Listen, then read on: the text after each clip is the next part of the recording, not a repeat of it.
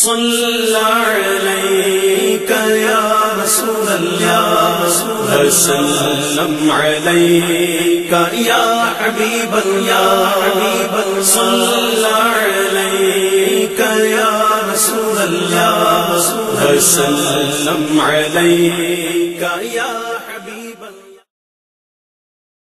بسم اللہ الرحمن الرحیم، الحمد للہ رب العالمین، والصلاة والسلام علی سید المرسلین نبینا و مولانا محمد و آلہ و صحبہ اجمعین، اما بعد، قال رسول اللہ صلی اللہ علیہ وسلم: من یرد اللہ بہ خیرا یفقہہ فی الدین، صدق رسول اللہ صلی اللہ علیہ وسلم۔ تلاوت کردہ حدیث مبارک صحیح بخاری سے ہے، جس کا مطلب یہ ہوا کہ اللہ رب العالمین جس کے لیے بھلائی کا ارادہ فرمائے اسے دین کا فہم عطا فرما دیتا ہے۔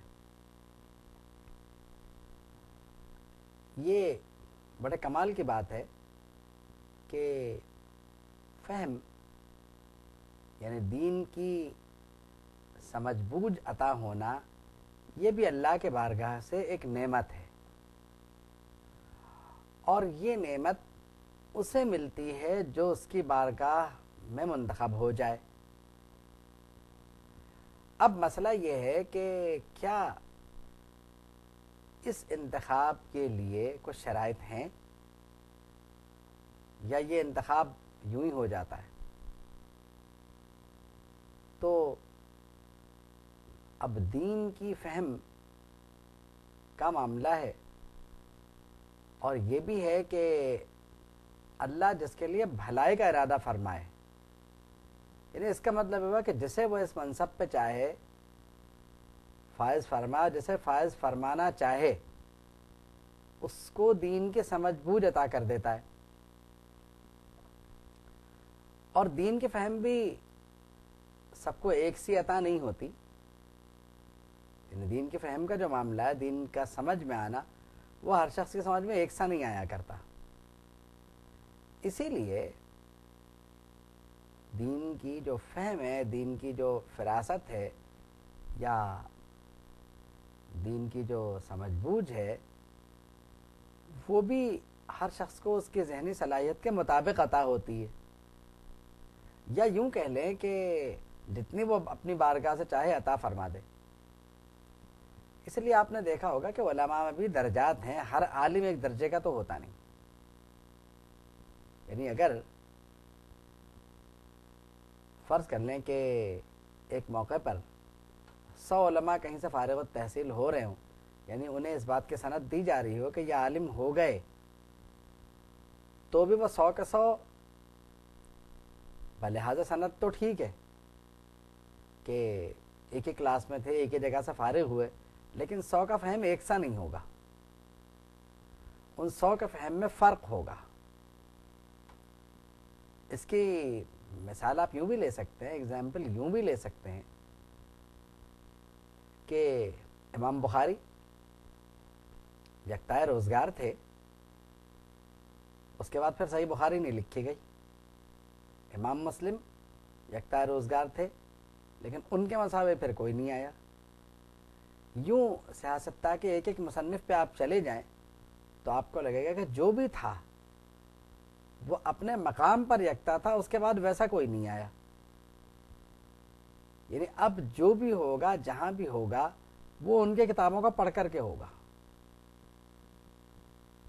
اس طرح تفاسیر میں چلے جائیں تو مفسرین کے گروہ میں ہر ایک امام راضی نہیں ہے۔ کچھ لوگ امام راضی رحمۃ اللہ علیہ کی تفسیر پہ تنقید کرتے ہوئے کہتے ہیں کہ صاحب اس میں تفسیر کے علاوہ سب کچھ ہے۔ تو ٹھیک ہے، اگر آپ یہ کہہ رہے ہیں اس زمانے میں آپ آ کے اگر یہ بات آپ کی سمجھ میں آ گئی ہے کہ اس کتاب میں تفسیر قرآن نہیں ہے، باقی سب کچھ ہے، تو پھر دو باتیں ہیں۔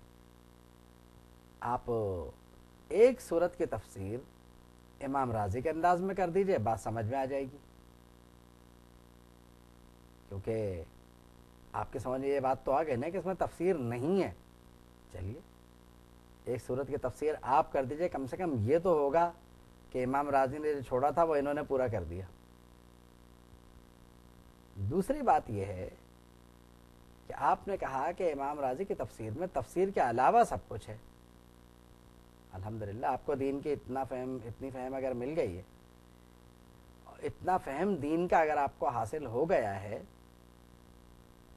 تو آپ یہ بتا دیجئے کہ تفسیر کے علاوہ وہ کیا ہے جو اس میں ہے. کیونکہ انہوں نے تو اسے تفسیر قرآن ہی سمجھ کے لکھا, آپ نے اسے کیا سمجھ لیا؟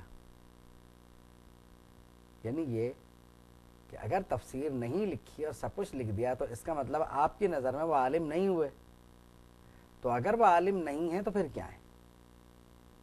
کیونکہ ان سے آپ کا علم تو زیادہ ہو گیا. تو میرا خیال ہے کہ ہمیں یہ رویہ نہیں رکھنا چاہیے اپنے متقدمین کے ساتھ. جتنے جوابات انہوں نے اپنی تفسیر میں اعتراض کرنے والوں کو دیے ہیں, شاید اتنے جوابات ذرا مشکل ہوں گے. تو اس لیے میرا خیال ہے کہ بات کرنے سے پہلے سوچ لینا چاہیے. اور اگر ہم ہی اپنے لوگوں کو تنقید کرنے لگیں گے تو پھر کوئی غیر ان کا فیور کیوں کرے گا, اور کسی غیر سے ہم یہ توقع کیوں رکھیں کہ وہ کہیں نہ کہیں ان کی حمایت کرے گا.